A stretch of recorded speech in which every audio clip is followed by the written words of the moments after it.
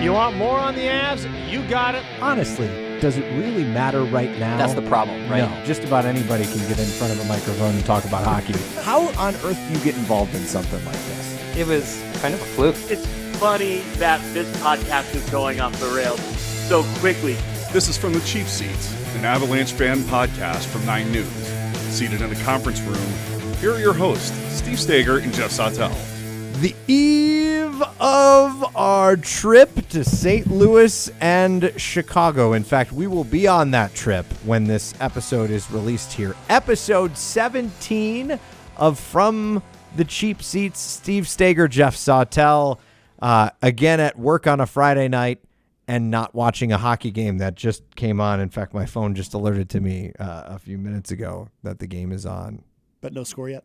No score yet. That's unfortunate. Pavel Francouz in net for the Colorado Avalanche as they take on the New Jersey Devils as we tape this podcast, which will be released, and this will be old news by the time you're listening to this. But you can relive the game through our excitement as we stare at the text updates. You can. Did you see my update from this week about the cheap seats? Which you got an invitation to the non-cheap seats as well. And, of course, I don't want to talk about it. In typical Sautel fashion, he had to work and couldn't go to the suite at Pepsi Center that the generous folks here at 9 News offered a few of us employees a chance to go to a suite at Pepsi Center. And it was something. Boy, you can see the game a whole lot better from there. And it was basically right below our seats. If I it was. That right. It was the area was 222 was the section. So okay, it's so we're like a section over maybe from where we sit. A lot nicer view. And the food was free. I'll tell you what, though, believe it or not, actually a better beer selection behind us. Really? You have to pay for it though when you sit in our seats. I'll take a bit of a quality dip for free. But it was great. You know, I said the other day, I said we should probably look at upgrading our seats to that, which would cost $80 gazillion. I was about to say, did you just get a major raise that I did didn't? not.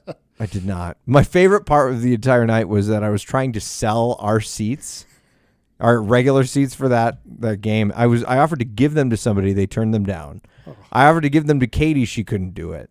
So I'm like, all right, I guess I'll put them on the marketplace and try to sell them.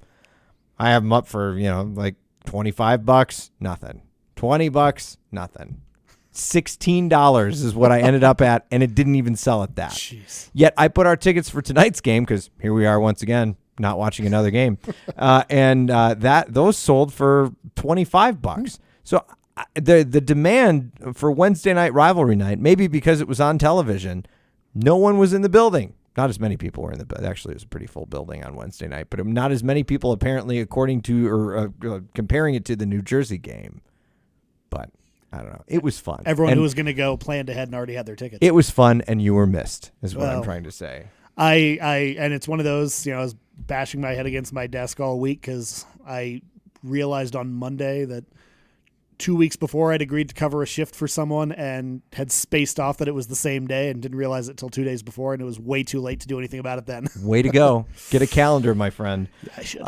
It was a great game. The Avalanche playing the Flyers. 3-1. 3-1 win. Boy, they're on a point streak right now. Knock on the cheap seats table because there's a game going on right now. Is this wood? I don't know what this is made out of. It's cheap. Vulcanized rubber. It's a hockey puck a large table. Hockey puck. But it's good to see them getting healthy and getting some. I mean, Mikko Rantanen had a 2-point night. Yeah. He's still 3-4 games back from injury. It's pretty impressive. By the way, coming up in just a little bit, we're going to talk to Dr.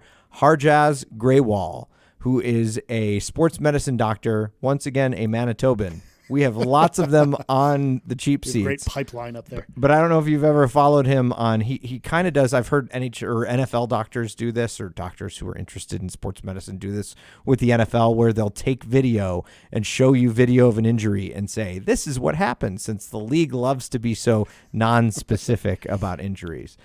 The one weird thing through the course of all of the last week since we've been on the air is the Cale Makar injury. Yeah. Which we'll talk to Dr. Grewal about that coming up in just a little bit about what is it? Is it a concussion? You saw him kind of get up and wobble a little bit. but it could be a shoulder injury. Marchand hit him pretty hard. But I think the headline that we probably should talk about is the fact that the Colorado Avalanche went into Boston, played the best team in the NHL, and had them on their skates the entire night and beat them. Yeah. And they have now beat them twice this season. That's a test, and what a game. And that's the sort of game that you need to win in a playoff situation, and to show that they can do it now is huge. They have been playing remarkably well. Yeah. And you think about all the adversity. I know we kind of touched on this last week, but you think about all the adversity they've had. They continue to persist.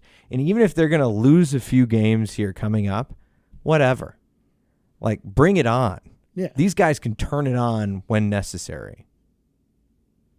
And it's such a great thing to see after, the last 2 years have been solid, but that stretch of just abject misery doesn't go away easily. And so it's almost surprising, for me at least, to watch these games like, oh, wow, they're I keep forgetting they're that good. Yeah, they're good. But speaking of which, you wanted me to address the elephant in the room, which is the fact that you are, for the taping of this podcast, wearing a Chicago Blackhawks pullover, which, by the way, it was Stanley Cup winning pullover. 2010. Which, by the way, we are about to go to Chicago and watch this team. Why are you wearing a Chicago thing? First off, I'm not going to take this on the trip. Okay. So growing up, I had family in Chicago. So I sort of loved all those Chicago teams. And actually went on a baseball trip with a friend of mine from college in 2010, right after they won the Cup. And we were at a sports store right across the street from Wrigley Field, and I saw this Stanley Cup champion jacket, and was like, well, how can I not? But more recently, in that 2013 disaster of a season, worst season in franchise history, 22 wins the whole year. They actually had a winning record days where I wore this jacket. Oh. So it sort of became a good luck thing for me. So I figured kicking off a road trip, heading into Chicago, I'll give it a shot. Why not? We'll see what happens tonight. If not, you're going to burn that thing, right? Yeah, I very well might. Is that the way it's going to work? Also, they're playing New Jersey tonight. We've talked about this a couple of times here in the last few minutes, but the key in playing New Jersey tonight is the fact that Taylor Hall is at Pepsi Center, which is a big deal. Switch jerseys in the second period. Everybody's speculating about that. I don't think it's going to happen like that. What do you think of that deal? It's so much of it. And we did a poll on our Twitter account about this, and a good portion went this path. But so much of it depends on what the deal is. I mean, he's someone, he's incredibly talented. He's also massively underperforming this year. How much of that is New Jersey, how much of that is him is up for debate. But it's sort of hard to get me on board with giving up, Byram, a first round pick, and someone else, maybe Tyson Jost, something like that, for someone who's having a subpar year and by all accounts is very much looking forward to being a free agent next year. It's like we'd be getting him as a rental. And if you can swing it for role players and stuff like that, then sure. I mean, he's absolutely going to be a boost to this team. I also kind of wonder, what does it do to the gel of your locker room? Yeah. I mean, this team seems to be at a level where everybody's respecting each other, especially with all the other stuff that's going on in the NHL right now. Yeah. And the locker rooms that you're hearing about, the toxic environments, it seems like the Avalanche have something good going there. My question is, if you bring somebody like this who is kind of hinting that he knows that something's going to happen, do you risk the attitude? Yeah. I don't know what Taylor Hall's attitude is, but I just feel nervous about bringing somebody into a place where there's already a lot of chemistry. One thing I will say in this that I've had to really think about, and I have not reached a decision on where I fall on this, is Tyson Jost. Because a lot of people are talking about Tyson Jost for where he was drafted. What was he drafted? 10th, I think. 10th overall. How good he should have been. If you look at his stats, and I saw some numbers the other day that said, I think 3 seasons, 58 points. Yeah. I mean, I go back and forth. I mean, I know there's some people who are true believers in all the advanced stats. I think they're fascinating. I don't understand most of them. But according to a lot of those, he is playing extremely well, and the points just aren't coming. By every other measure, he's a fantastic hockey player. He seems to be. That's where I'm having trouble, because typically you look at his production. Yeah. It's not great. I mean, does he fit in with that, good overall player, just not putting up the points? Is that sort of the recipe you want for a really good third liner? Maybe. Yeah. I mean, but did you want to draft a 10th overall, draft could you have a third wing liner? Gotten a top two liner there. Line winger. Later. There you go. Yeah. I mean, that's the question. I mean, seems like a great guy. Everyone on the team loves him.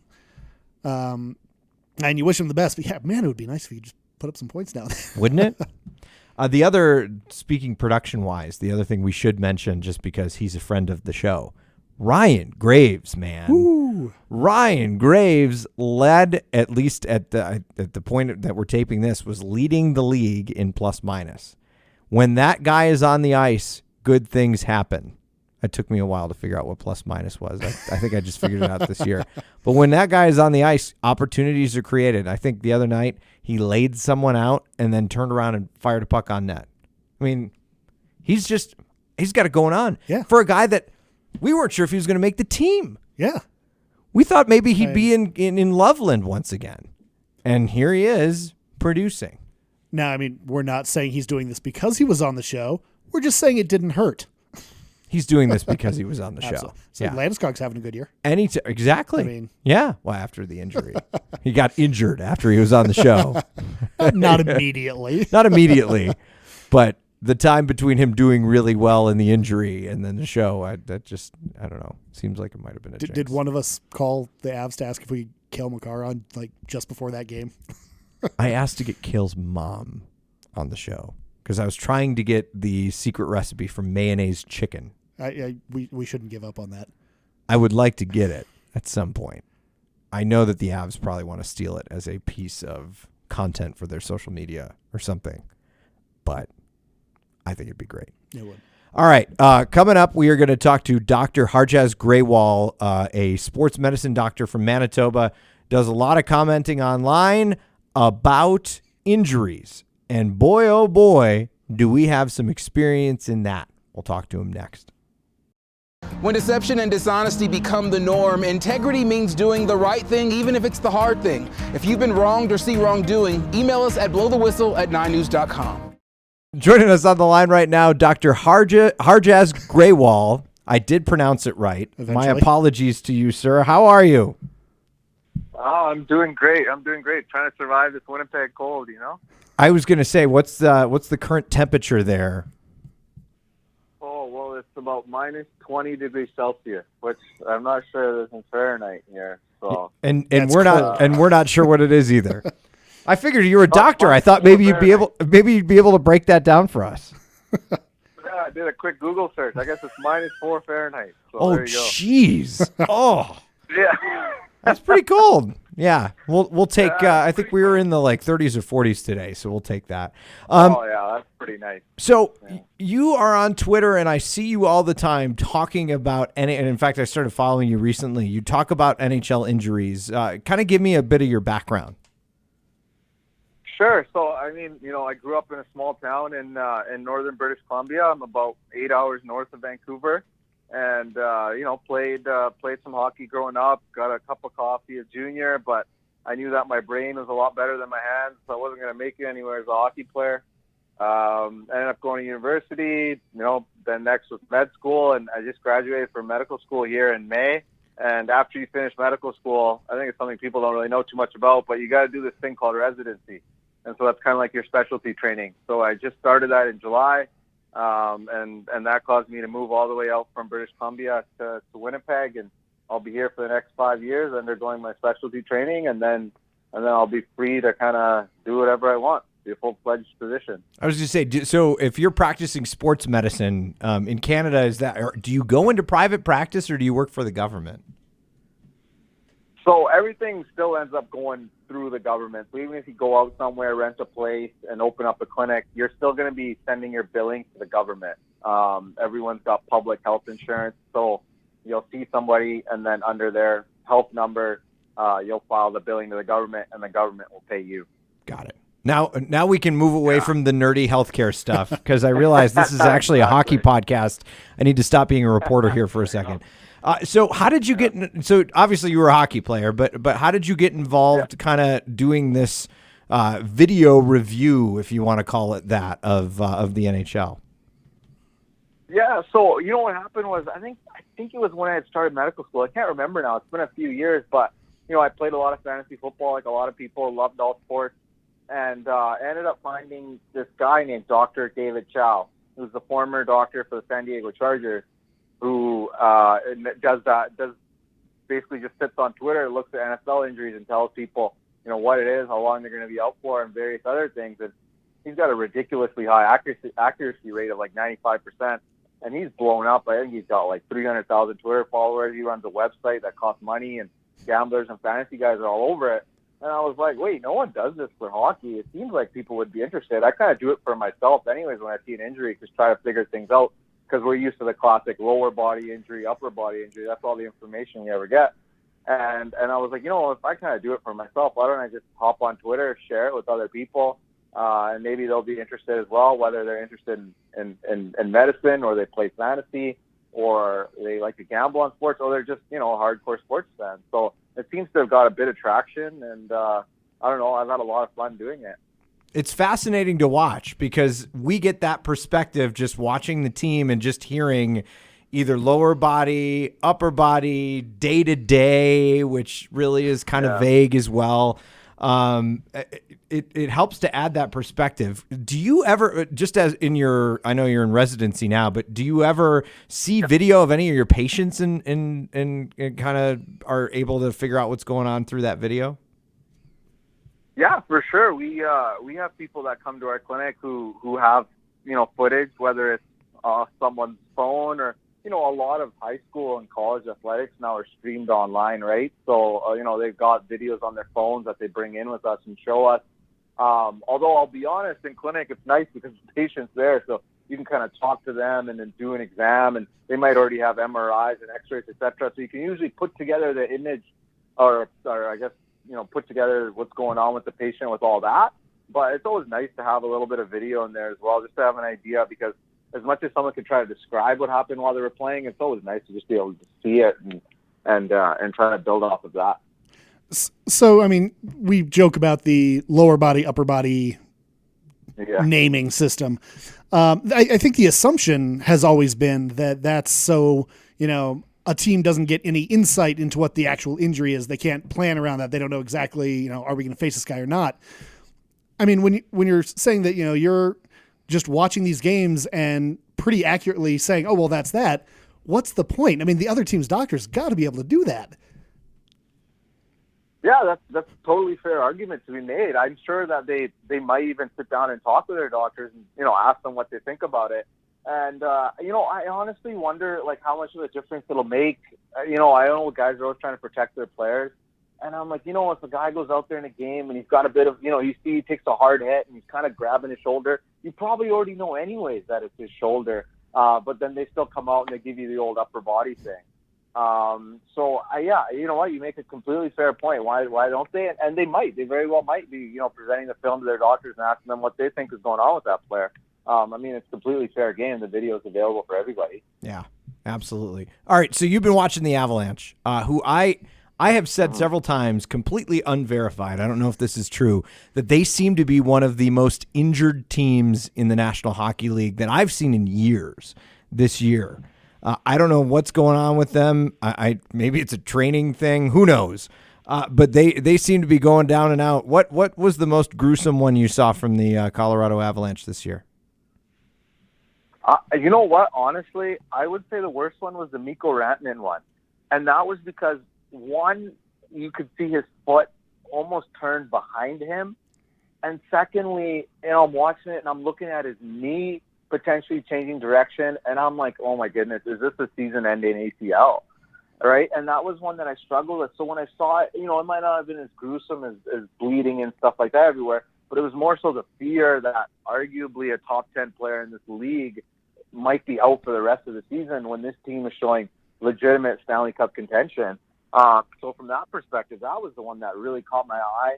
Obviously he's back now, but when I saw that, the way his foot turned, and I was like, oh man, if that's also involved in his knee and that's contributing to the turning, I was like, this could still bad news. But, fortunately he avoided that.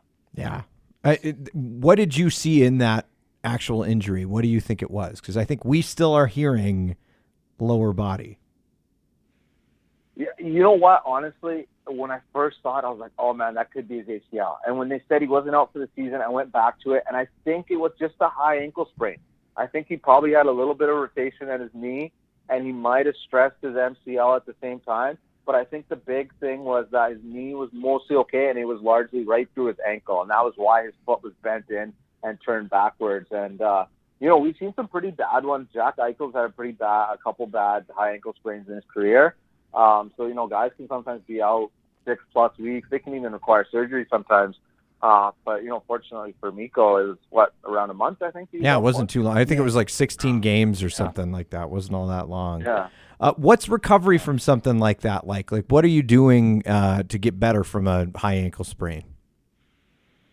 You know what? The biggest thing at the start will just be like immobilizing it, resting. So they're going to put him in a boot. They're going to tell him to not put weight on it. They're going to tell him to rest as much as he can.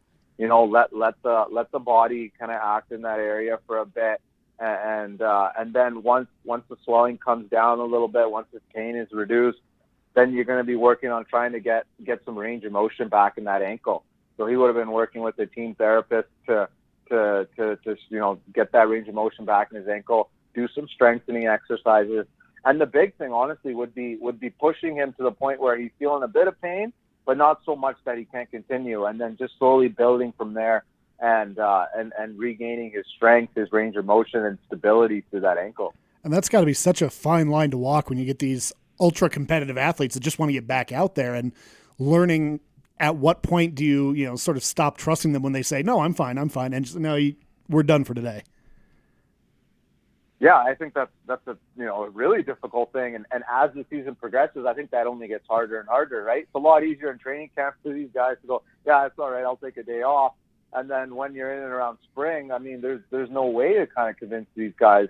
I know we're drawing from another sport, but I would say like the prime example is Kevin Durant, right? Coming back in the NBA Finals when his calf wasn't fully 100% and ended up leading to him tearing his Achilles, but.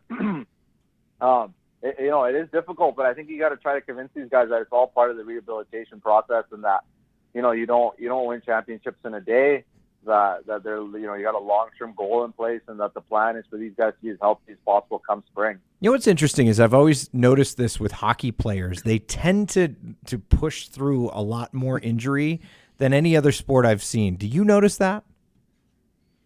I would argue, yeah, that NHL players along with NFL players, I'm amazed every single time a team's eliminated from the playoffs, or in the sense they win the Stanley Cup, the amount of guys that are going for surgery, the amount of guys that were playing with broken bones, it's ridiculous. And I mean, it's a point of pride, but I don't think I hear of guys doing that in a lot of sports. The closest thing you'd have to argue is maybe in the NFL, but even there, right, they still get a week off for a lot of things, and bye weeks before playoff games. So it's a fair argument. These guys play through a lot. And I'm usually quite astonished, to be honest, that they're out there. One of the classic stories around Denver, playoffs in, I think, 2000 or 2001, when Peter Forsberg, second, third period of the game, I mean, you don't win, but his spleen ruptured. And he finished the game, did the post-game press conference, and then went out drinking with the teammates, and they didn't send him to the hospital until he actually collapsed off the bar stool. These guys are something. Oh, that's a great story, eh? Oh, look at that. You know what? Yeah, look at that, eh? After 2001. Yeah, it's amazing, right? Like, I actually saw a hockey player when I was in medical school. Same thing, ran into the board, had a bleed from his spleen. And this is a guy who was in junior. He was 17 years old. And, fortunately enough, the bleeding stopped. We didn't have to take his spleen out. But I was shocked that he was back playing in the playoffs like 6 weeks later. Jeez. Well, you get yeah, you know what? These guys start at a young age. Duncan Keith during the 2010 playoffs. I think he took a puck to the face and lost 5 teeth or something like that, and came out maybe 10 minutes later and played the rest. I just think about I'm a wuss when I go to the dentist and get a cavity filled. I can't imagine how much pain he was in when he lost all those teeth, but he's just kind of pushing through. Is there like an endorphin thing, or not endorphin, or Adrenaline? Adrenaline. That's the word I'm looking for. Does that kick in when these things start happening? To be honest, in the moment, yeah, when you hear about these guys who finished the game with injuries, I think earlier this year, Adam Larson at Edmonton Oilers, he blocked a shot in the first period, and he finished the game with a broken leg, ended up missing 6 weeks after. I think in that moment, yeah, adrenaline carries them through, but you know what? When these guys have that injury and they get ready to play again, I think the medical team does a lot of work, getting the appropriate medications, even injections on board to try to minimize their pain as much as possible, but it probably has such a minimal effect, and a lot of these guys just battle through those injuries. It's amazing and almost criminal how little we talk about the training staffs with these teams and how amazingly good they are. There's videos out there, if you don't want to eat the rest of the day, players in the past who have taken, someone gets upended and they take a skate to the throat.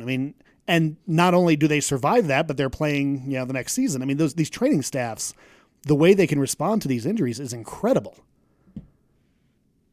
Oh, no, it's absolutely amazing, right? And you know what? Even in that like split moment, right, to manage those injuries, the classics, the Clint Malarchuk, right? I think he's Buffalo Sabres goalie, and then I think it was Richard Zednik had that and unfortunate skate cut, right? And then there was oh my goodness, it was Rich Peverly collapsed on the bench. And I'm forgetting the name of the guy over there in Detroit, but it happened as well. Yuri Hudler? Is that Yuri Fisher. Yuri Fisher, yeah. Not Hudler, you're right. Yeah. And so you know what? Like in that moment, how well they respond, there's all that pressure. The adrenaline starts running for the medical staff in that moment, right? And they do a good job. They get these guys to stabilize them. And then honestly, all that behind the scenes, right? We forget about hockey all summer. And then they're there with these guys every day, putting in work, checking up on everything, and yeah, there's a lot of work, and I think it's a sign that when teams do have successful seasons, they've started handing out championship rings to a lot of people behind the scenes, right? So there's a lot of people involved.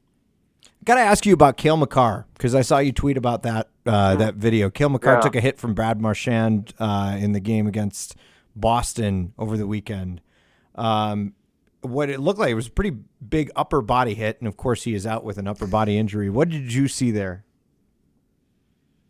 Honestly, when I first looked at it, I was like, you always worry about a concussion in that situation, especially the way he kind of looked like he was shaking out some cobwebs there in the immediate seconds after Marchand caught him, and that was what I was worried about. And now, I'm following the reports, right? He skates, he wears the non-contact jersey, and I'm like, is this guy going through concussion protocol, or does he have a shoulder issue? It's hard to know. There's still the chance that he could have a shoulder issue based on this timeline. If it was, I would expect it to be a separated shoulder, which happens quite frequently in hockey and is painful, but these guys bounce back pretty quick from it. It's either that or a concussion, and it's impossible to diagnose a concussion by video because you never really know. Guys can take a hit to the chest and be out for months, and some guys get absolutely elbowed in the head, or they get involved in a fight, right? And they're back out there for their next shift. So it's hard to tell from that perspective. And obviously they're being very hush hush about everything, but it's one of those two. And the nice thing is that he's at least able to skate, and I wouldn't be surprised if he was back, even within a week. Yeah. Well, they're saying maybe Monday, which would be great. We would love him back here. You were talking about concussions there a second ago. I want to go back and my experience is that since this is an Avs podcast, we talk a lot of Avs, but did you see the Matt Calvert incident? What was it with Matt Calvert? He took a puck to the back of the head and trying to block, and it took the refs maybe 17 seconds to blow the play dead. My goodness, how do I forget? I'm a Canucks fan. Of course I was watching that. Yeah. Game. No, that's right. Elias Pettersson hit him in the back of the head. Yeah. And I remember watching it, and Pettersson stops playing, right? He's worried about him too. And you know what? We saw a similar incident in the playoffs with Zach Werenski. I think the Jackets were playing the Penguins there a couple of years ago. And same thing, they didn't stop play because the team didn't lose possession. I'm not in favor of that rule, to be honest. I think if this league is actually serious about player safety, it doesn't hurt to blow that whistle in that instance. I don't think any team with puck possession is going to get upset. I think all the players in the league have a sense of honor that you're not going to have a guy who gets a little bump, and because it's late in the shift, he's going to lay down on the ice to try to get a whistle and get a change. You know what? If one guy does it, is that worth it to potentially protect guys who may have more serious injuries? Because there was a very similar play here in Winnipeg when Brian Little got hit with that puck, ended up having a brain bleed, ended up staying in hospital. So, I mean, that could have been a similar situation for Calvert, and whereas he was laying on the ice for a minute. So I'm not a fan of the current rule. I'm sure the Board of Governors and the NHL GMs will take a look at that, whenever they get past this whole unprofessionalism fiasco, which is currently ongoing. I'm sure that will come forward on the agenda, and it sounds like most players are in favor of that rule change. Do you think the league could do anything else to try to stop concussions? I mean, do you see other player safety issues that you think that ought to change too?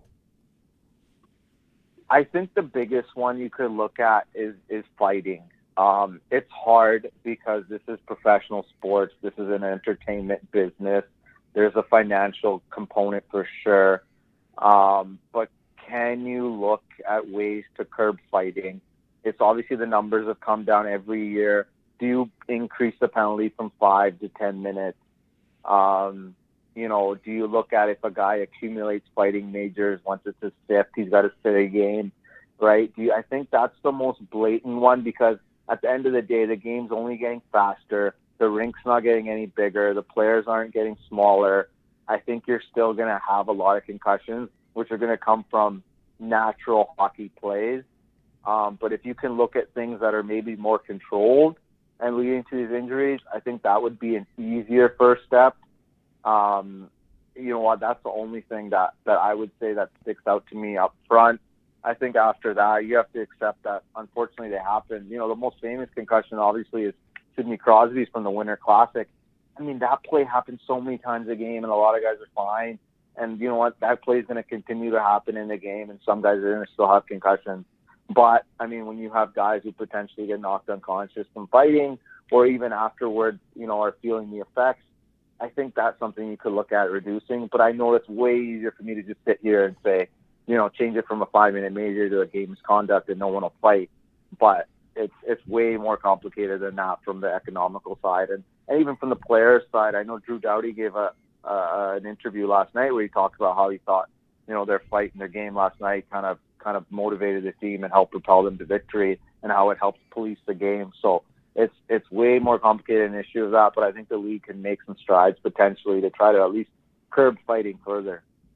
Well, you do fascinating work. I really appreciate watching you on Twitter. How can folks find you?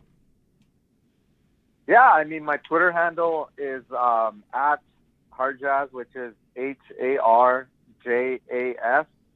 and it's my underscore, and then my last name Grewal, which is Grewal. You know what? Shoot me a follow. Tweet at me. I love when people tweet stuff at me, send me videos, send me articles, send me questions. I don't have that many followers, so I don't get too many mentions, so I'm more than likely to reply, and I have a lot of fun with it. So yeah, if people want to follow, they can, or even just tweet at me. I'm always looking forward to that. Well, you are now a friend of From the Cheap Seats, and you can expect a phone call when we see something gnarly out there. I look forward to it. I really enjoyed being on the podcast. Thanks for having me. And one follow-up question for you. I dislocated my elbow playing hockey about a year ago. What's a good recovery scheme for that? Oh man. Well, did you go see a surgeon at all? I didn't. I saw a surgeon when I was a kid. I probably ought to go see a surgeon at some point, right?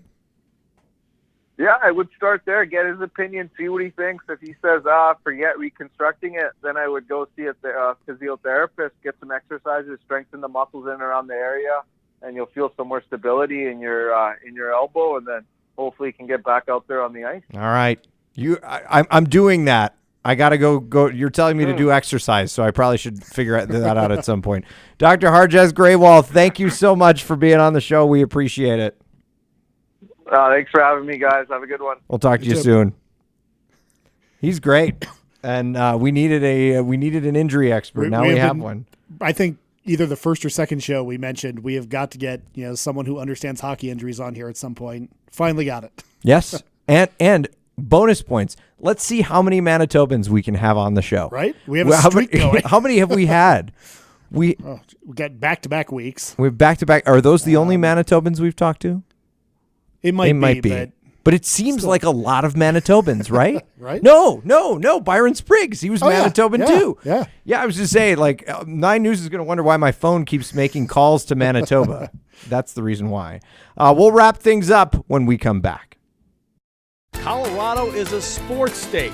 The 9 News app puts all of our great stories in one place. From the pros to the preps, you'll find it all. Plus the latest Broncos update from insider Mike Quist. The 9 News app. Download it today. Quick check of feedback as we wrap things up here on the 17th episode of From the Cheap Seats. I can't believe it. We're getting close to 20.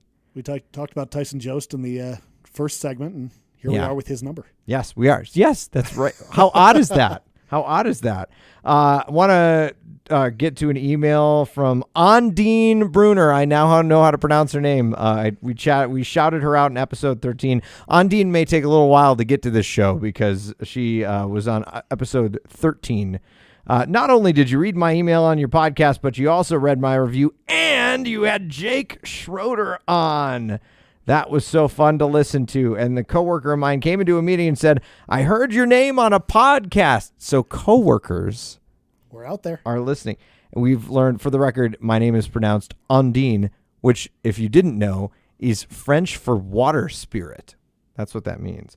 Every time I listen to your podcast, I enjoy it more and more. We listened to episode 15 today. We're a little bit behind. Okay, so they're getting closer. I'll catch up. You have such interesting people on, like Claire, and when you actually listen to their stories without interrupting them. Try to do that. I try to do that. Sometimes I interrupt hit or miss people. with us. I interrupt you all the time. I gotta stop that. Also, Clayton wrote in wondering, I could never get an answer to this on social media because I am simply called an idiot and the trolls move on, the ever helpful social media interactions. I am in Canada and have to stream nearly all Avalanche games simply because they are not on TV here. Can you not stream games in Denver on NHL.com there? Are they blacked out due to local restrictions, even though they are not on TV because there is no deal? Well, that is true. Yes, there are ways around it. A lot of people have done the illegal streaming thing, which even Altitude mentioned in their. Did you love that? That they were basically saying lots of money goes into these shows in the production, so the illegal streaming takes away from it. But it's also like if you're producing them, no one can see them. Yeah. I mean, man, my confidence in them getting a deal done with Comcast before the end of the year is razor thin. Yeah. And I have Comcast. And I know everybody's going to say, change it, go over to DirecTV. That's what Vic and everybody would say to me if I said that. I don't have the kind of money to break a contract with Xfinity. I don't think they're going to let me break my contract because of this. They know they have so many people, and I think people are going to be stuck. But the answer is no, there are ways around it. There are also ways where Altitude gets paid. Yeah. Through the NHL.com thing, you can trick your computer. And I know some people who have done that. That way they at least get some revenue from it. And as a TV guy, I would, yeah. Yeah, I mean, and they're putting in hard work. They're turning out a great product. It sucks that we can't see it, but we also don't want to screw them out of their livelihood. Yeah. Steve and Jeff, this comes from Eric Boyle. He says, great stuff or good stuff. I don't want to make it great. My mind corrected it to great. Good stuff on so many levels. Digging the interesting interviews. Appreciate the positive vibe. So often sports radio is super confrontational and argo. And learning a bit along the way. If you have it in you, I would say you do a second podcast and lengthen yours to more Avs player game analysis. As it's clear you guys know a ton and have a lot of insight to offer. Do we know a ton? We don't have a lot of insight to offer. We fake it well. He tells his whole story. He's an Avs fan, grew up in Corvallis, Oregon, college town, with a dad who was a professor, loved to ski, hike, and bike, but never followed a sports team. Smash cut 30 years later, smash cut. He must be a TV person. I have a 4-year-old daughter, and I want her to have a team to grow up on, as I missed having that with my dad. We actually just went to Quebec City in June. In addition to starting to play hockey, these things get me stoked for the Avs. Like, he just started in his mid-40s following the Avalanche, which is awesome. That was one thing. If we had had one more day on the Canada trip last year, I would have looked into us like hopping up to Quebec City for Yeah. It's that would a have been longer amazing. trip than I thought it would be. It's like 3 hours it by is. train. But Because Katie's done it.